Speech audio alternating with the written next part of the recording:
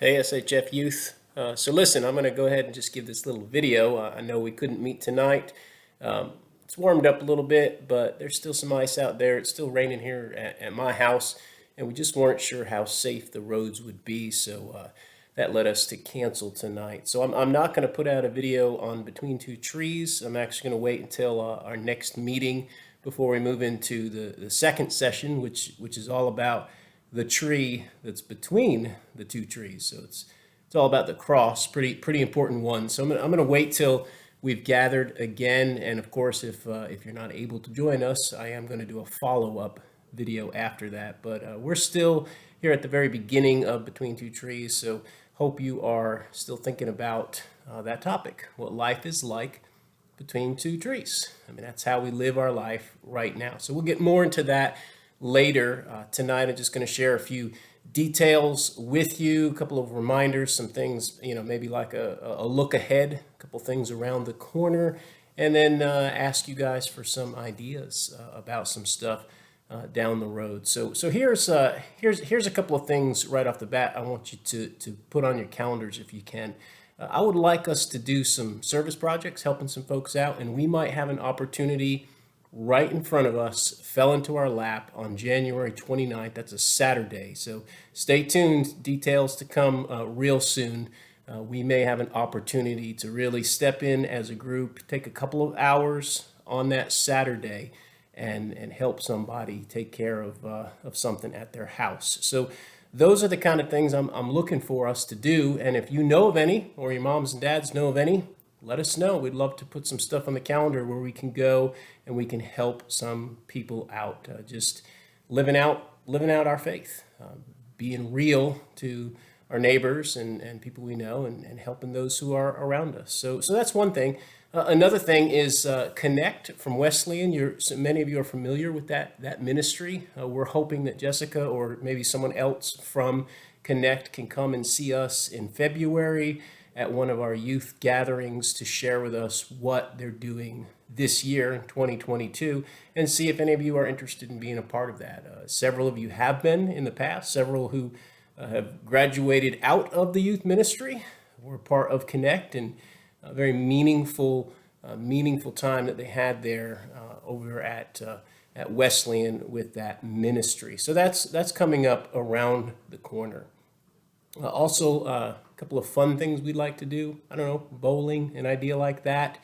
If you have one or two of those ideas, send them our way. We'd love to pick a Friday night, pick a Saturday night, pick some time in the first quarter of this year, the next couple of months, just to do something fun together as a youth ministry, because you guys are important. Like you're not an afterthought.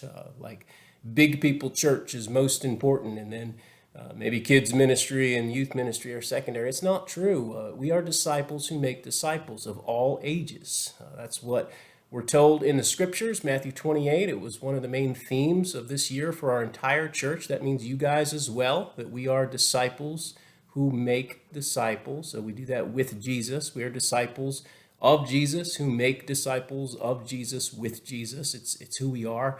The Great Commission, he said that all authority in heaven and earth had been given unto him.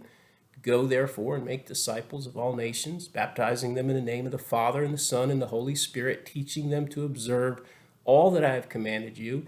And behold, I am with you always, even to the end of the age. That's how Matthew's gospel ends. Those are the last couple of verses. We call it the Great Commission. Well, it's true of you guys as well. So I don't ever want you to think like the Great Commission is something that elders or deacons or older folks in the church take care of.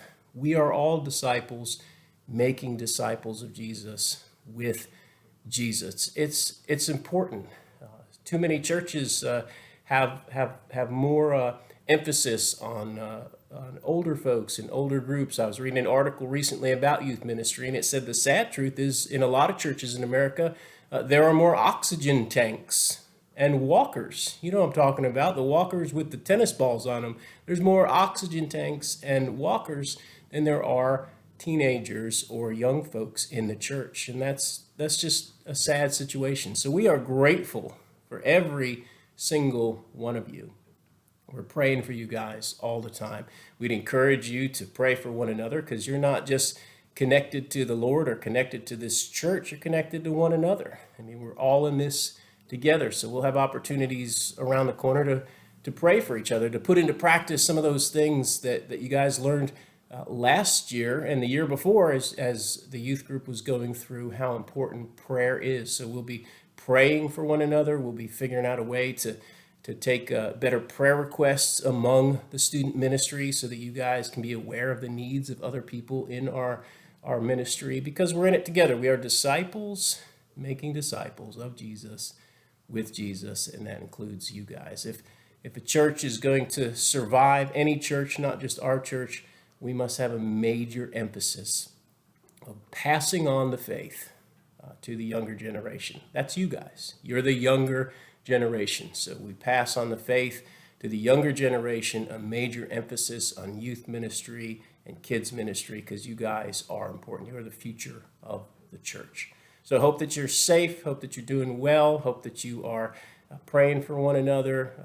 Please let us know if there's anything we can do to pray for you, and be thinking about being involved in some of the service projects, especially that Saturday, a couple of hours. I don't know if it'll be late morning or early afternoon. I'll give you those details as soon as I know.